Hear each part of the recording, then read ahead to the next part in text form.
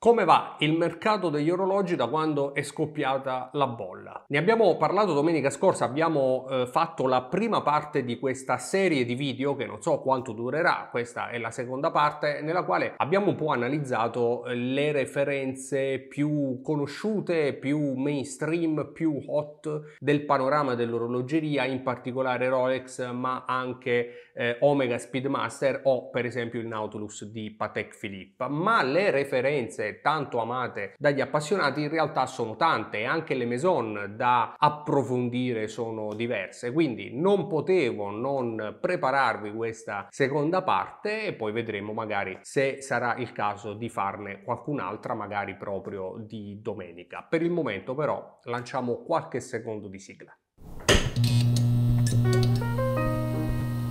Benvenuti o bentornati qui su Talk, nella nostra stanza degli orologi, dove parliamo di orologeria, storia degli orologi, ma anche di grandi imprese che uomini straordinari hanno compiuto con i loro orologi al polso, perché, come dico sempre, è forse ciò che c'è di più bello dietro gli orologi e dietro l'orologeria, queste storie da approfondire e da raccontare, sebbene devo dire alcune volte purtroppo i video storici, quelli che a me piacciono di più e che io stesso riguardo volentieri, l'ultimo per esempio i clienti storici di Breguet, li guardate in pochi. Alla fine preferite che si parli sempre dei soliti, sempre di Rolex, poi magari nei commenti vi lamentate perché si parla di Rolex, però se non si parla di Rolex purtroppo questi video li guarda a stento mio padre, e se ce li dobbiamo guardare io e lui, insomma, inizia a diventare un po' inutile. Comunque, scherzi a parte, dove nello scherzo c'è un fondo di verità, le maison amate dagli appassionati sono tante, è sicuramente il caso di guardarle assieme. Parlo di Tudor, parlo di Cartier, di Breitling e tante altre. Quindi con l'aiuto, come abbiamo fatto l'altra volta, di Chrono24,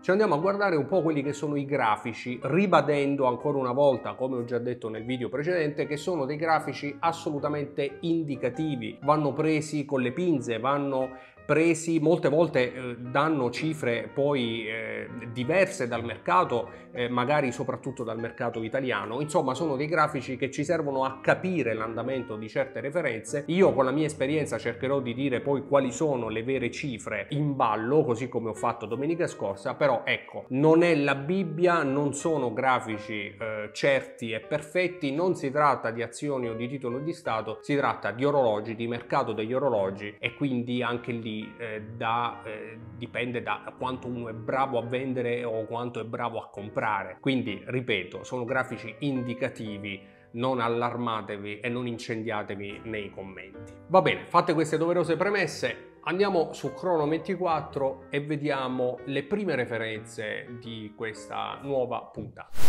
Un attimo, prima di continuare, vi presento il nostro sponsor domenicale che ci permette di registrare questo e tanti altri video qui su Talk, e sto parlando di Clockphase.it. La conoscete già a memoria, è una piattaforma di vendita online italiana realizzata da italiani, ma che offre tutti i servizi e tutte le garanzie che per esempio offre anche Chrono24, come la verifica dei venditori, infatti si tratta soltanto di venditori professionali, almeno per il momento, o anche il deposito a garanzia. E poi Clockphase.it offre anche tutta una serie di servizi, per esempio i video e le live con noi influencer sui loro canali social YouTube e Instagram, o ancora, cosa secondo me fenomenale, Clock Club, il primo corso da orologiaio online con Stefano Colombo, orologiaio diplomato presso la scuola orologiai di Torino e che ha un bellissimo canale YouTube, Tic Tac Watch Channel, che probabilmente già conoscerete, e che appunto ha registrato questo corso online, questo primo modulo che serve a imparare a capire l'orologio meccanico, ma anche a smontarlo, revisionarlo e rimontarlo attraverso dei video pratici, ma soprattutto attraverso il kit Clock Club che arriva a casa di ogni iscritto gratuitamente. E all'interno di questo kit, ve ne ho già parlato, ci sono tutta una serie di attrezzi selezionati da Stefano, cacciaviti, lenti magnificatrici, fermamovimenti, grasso, olio, eccetera eccetera, ma soprattutto c'è il calibro su cui esercitarvi assieme a Stefano, e anche quadrante e lancette, perché naturalmente per smontare e rimontare un orologio bisogna saper anche montare quadrante e sfere dell'orologio, e quindi è un vero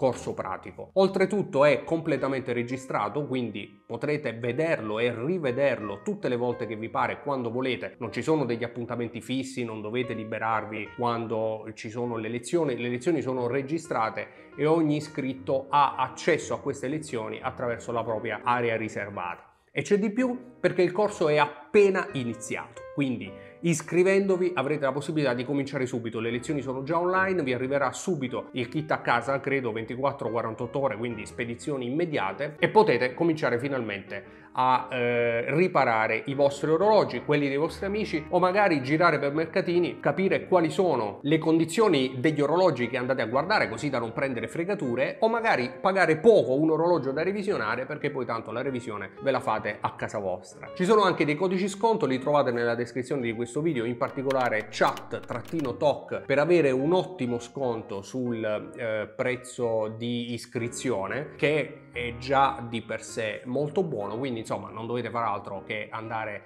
a guardare clockways.it e a iscrivervi a questo Clock Club. Ci vediamo in classe. Allora, uno degli orologi più amati e più acquistati dagli appassionati indubbiamente il Tudor Black Bay 58. Ora non guardate il prezzo di questo annuncio, perché io prendo il primo annuncio che capita, può essere giapponese, può essere malaysiano, può arrivare chissà da dove. Tra l'altro qui ecco, Giappone sono quelli che hanno sempre il prezzo più basso, ma ricordate che poi se lo acquistate dovete pagare dazi, IVA, insomma bisogna sempre aggiungere circa un 30-35% in più. Alla fine il prezzo è lo stesso che sul mercato italiano. Detto questo, però, Chrono24, come già sapete, ci dà il grafico generico della referenza, quindi va bene prendere qualsiasi annuncio, poi Chrono ci dà il grafico del Tudor Black Bay 58 in acciaio quadrante blu, perché cambia anche quadrante blu, quadrante nero. Allora, da quando è stato presentato il 58 non era facile da trovare, soprattutto il blu, e quindi vediamo che la richiesta era già alta, siamo attorno ai 3.700 euro, per poi scendere, continuare a scendere, 3.200, effettivamente oggi si trova attorno ai 3.000. Chrono ci dice che l'ultima quotazione per un usato è di 2.700 euro, mi sembra un po' bassino, sono orologi che comunque attorno ai 3.000 si comprano nuovi, però diciamo sì che un usato molto probabilmente si può trovare a 2.700 euro, forse anche meno, quindi il Black Bay 58 a dispetto di ciò che si possa pensare ha sempre continuato a scendere. Eppure io ricordo che attorno al 2022 era un orologio che era molto richiesto, che si vendeva quasi a 4.000 euro da parte dei reseller. Io questa cosa me la ricordo, qui non la vedo in questo grafico, ditemi nei commenti se anche voi ricordate una cosa del genere, però mi sembra proprio fosse così. Sempre dal Giappone, Tudor Black Bay GMT 2.467 euro, addirittura meno del 58. Vi ricordo che appunto è il primo annuncio che ho trovato e comunque si tratta di prezzi completamente diversi, perché poi in Italia si pagano le tasse, è inutile ripetere sempre le stesse cose. Allora esce fuori con una richiesta di 3.400 euro, poi schizza a quasi 4.000 euro e anche lui una piccola discesa, 3.200 euro, poi una ripresa attorno al 2022 e poi di nuovo torna attorno ai 3.000 euro. In pratica si acquista più o meno con gli stessi soldi di un Black Bay 58, anche a dimostrazione del fatto che i Tudor mantengono bene il loro prezzo. Se considerate che praticamente in 5-6 anni vale più o meno sempre tanto, significa che mantiene bene il proprio prezzo, ma che non sono degli investimenti, cioè non sono orologi che salgono con il tempo, no? Sono pochi, e comunque dal 2022 tantissimi sono scesi, anche le referenze più hot sono scese, no? Quindi torno a ripetere, come ho detto anche nel precedente video, quando io parlo di investimento utilizzo questa parola come un semplice sinonimo di spendere bene i propri soldi, perché non li troviamo per terra. Alcune volte bisogna pur scendere a compromessi, perché nella vita bisogna imparare ad accontentarsi, quindi vorremmo comprare tutto ciò che ci piace senza pensare minimamente al suo valore. Io purtroppo non posso permettermelo, quindi alcune volte devo acquistare anche stando attento a quanto mantiene bene il valore quell'orologio, perché magari lo voglio rivendere, voglio comprare altro, altro, voglio passare a qualche altro orologio. È un discorso che fa chiunque, che si spendano 200 euro, che se ne spendano 20.000, quindi inutile fare la morale a qualcuno, non lo posso farlo io, non lo può fare nessuno di noi. Sono, credo, ragionamenti che sono necessari fare, soprattutto quando appunto i soldi ce li sudiamo.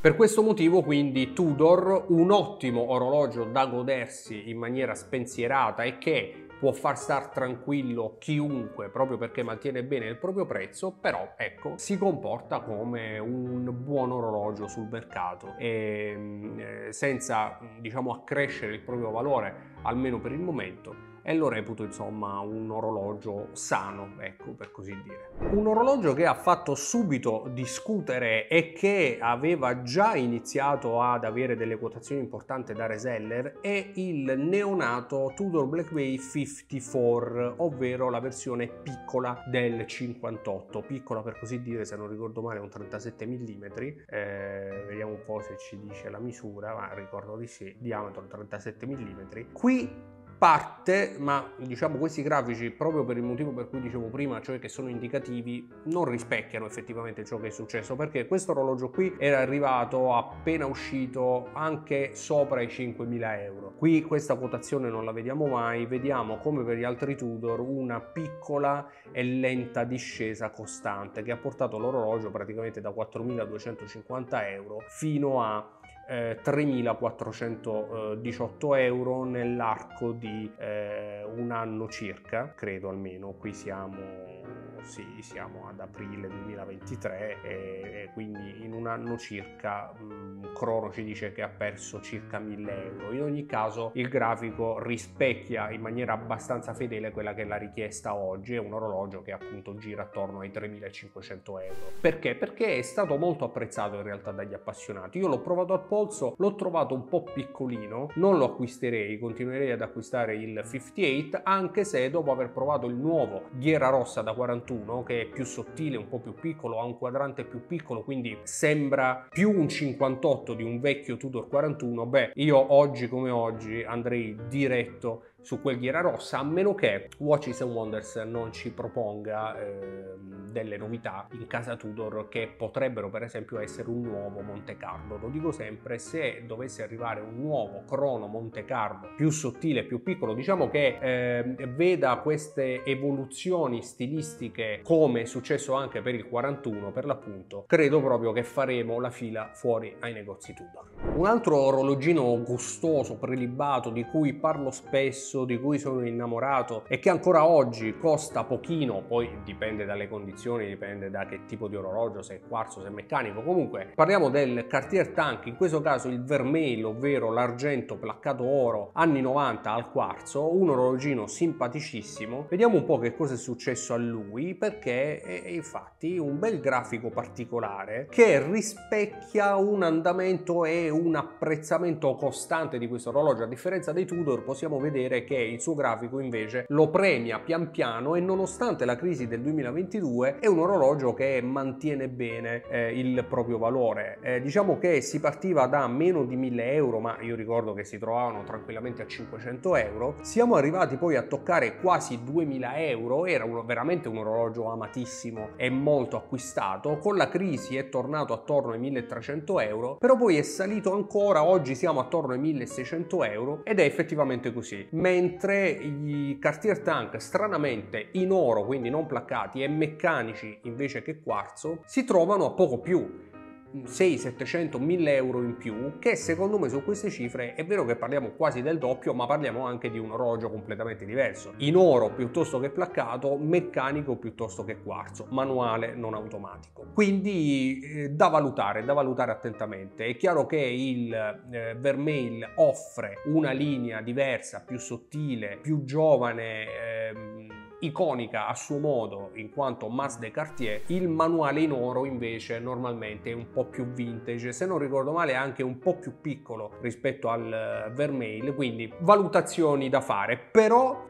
questo grafico ci dà idea di quanto sia amato il Cartier Tank nonostante sia un quarzo nel caso appunto del vermeil. Altro grande amore dei collezionisti, Cartier Santos. Ne abbiamo parlato tante volte, ho raccontato la storia di Cartier, del tank del Santos, per l'appunto qui su TOC in vari video, alcuni anche abbastanza documentaristici, insomma se cercate TOC Cartier trovate tutto. L'ultima referenza indubbiamente è molto amata, alcune volte si parla di una scarsa reperibilità nei concessionari, nelle boutique, è anche vero che alla fine il Cartier Santos lo si trova senza particolari difficoltà. Andiamo a vedere un po' il grafico. Si partiva da circa 6.000 euro nel 2023, quindi diciamo meno di un anno fa, praticamente agosto 2023, almeno quello che riporta Chrono24, ed è un orologio che mantiene più o meno costante, parliamo dell'ultima referenza naturalmente, mantiene più o meno costante il suo valore nel tempo. È un orologio che gira attorno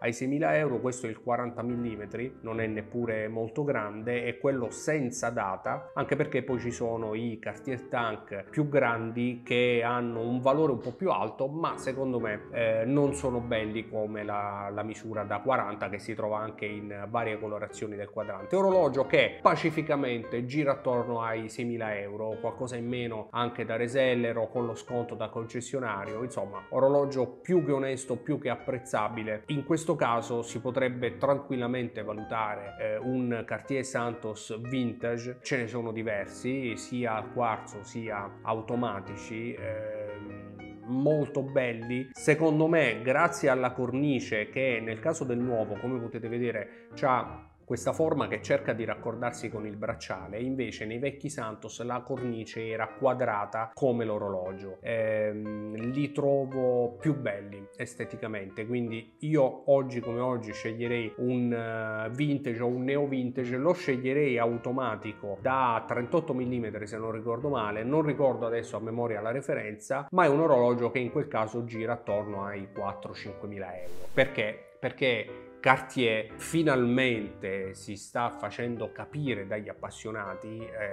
ha inventato l'orologio da polso maschile, come racconto in uno dei miei video, quindi se siete interessati andatelo a guardare. Cartier è strettamente legata con l'orologeria, gioiello iconica. Il Tank era al polso di artisti come Andy Warhol, di sportivi come Mohammed Ali, era al polso di Lady Diana e di Jacqueline Kennedy. Insomma, Cartier, per quanto possa sembrare una maison di orologi fashion, in realtà, e finalmente ripeto, vedo che in tanti lo stanno capendo, è una grande maison di orologeria e va assolutamente rispettata per il suo grande ruolo che ha e che ha avuto e che avrà sicuramente. Quindi Cartier Santos mantiene il suo prezzo e Chrono24 ce lo conferma. Uno degli orologi ancora oggi amatissimi dagli appassionati, dai collezionisti. Questo faceva la guerra e la vinceva al Daytona negli anni 80 e 90, costava più di un Daytona, poi purtroppo la sua fine è stata abbastanza ingloriosa. Il Daytona degli anni 80 è arrivato oggi a costare circa 30.000 euro, un Chronomat costa circa 1.500-2.000 euro a seconda di condizioni e corredo. Proprio per questo motivo però ancora tantissimi appassionati,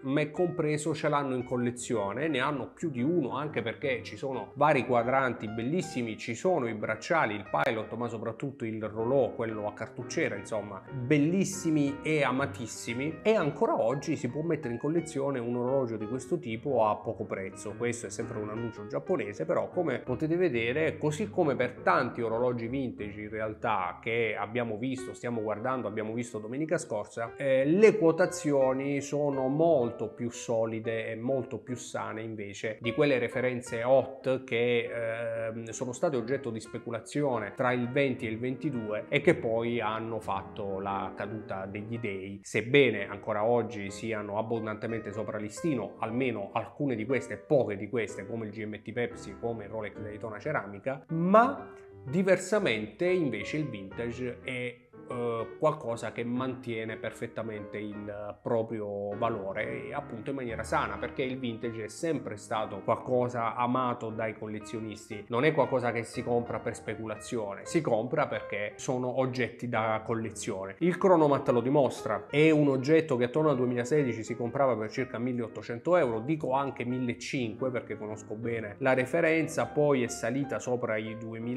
euro. Nel 2022, come un po' tutto il mondo dell'orologeria, ha visto una sorta di speculazione superando i 2.500 euro, dopodiché è tornato a scendere, però oggi si trova attorno ai 2.000 euro, anche qualcosa in più in realtà per esemplari belli, corredati o comunque con il bracciale, quindi una referenza che mantiene perfettamente il proprio valore, un ottimo acquisto per gli appassionati che volessero un bellissimo orologio storico, blasonato e iconico a un prezzo praticamente da micro brand, anzi meno di molti micro brand. E l'Omega Speedmaster Snoopy? Tra le referenze più amate di Omega, soprattutto l'ultima con il fondello peraltro animato con un vero e proprio automa, per così dire, no? Snoopy sul razzo spaziale che fa il giro dell'orbita lunare, insomma un orologio bellissimo ed affascinante, è stato oggetto di grande speculazione come le referenze hot di Rolex,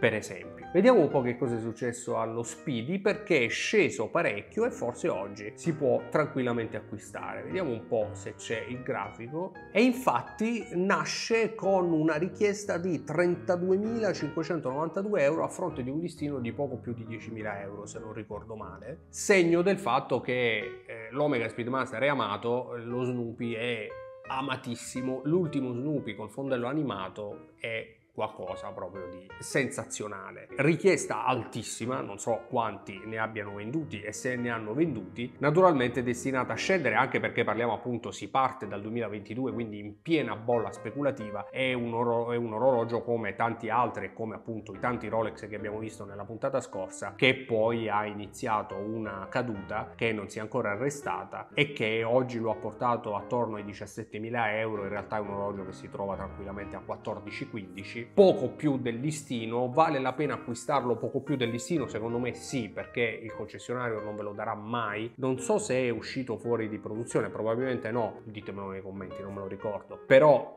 è un orologio che in concessionario, come tanti Rolex, non lo trovate, non lo avrete. Può valere la pena per un appassionato che non può lasciarselo scappare decidere di comprarlo a poco più del listino. Peraltro listino che oggi come oggi non ricordo mai listini Omega sono saliti tantissimo. Eccolo qui, listino 11.900 euro, contattare una boutique naturalmente non è acquistabile online, credo che sia a questo punto ancora in produzione, diciamo che lo si può comprare per circa 3.000 euro sopra il listino, onestamente secondo me ne vale assolutamente la pena. Insomma, le referenze da guardare assieme, come abbiamo visto, sono veramente tantissime, quindi mi sa che non ci basterà neanche questa seconda puntata, anche perché stiamo realizzando ormai da mesi video di mezz'ora, un'ora, e la nostra sala montaggio sta annaspando realmente, e poi i video troppo lunghi forse iniziano anche a non essere graditissimi. Anzi, ditemi nei commenti che cosa pensate della lunghezza dei video, che magari cerchiamo anche di fare qualcosa che possa arrivare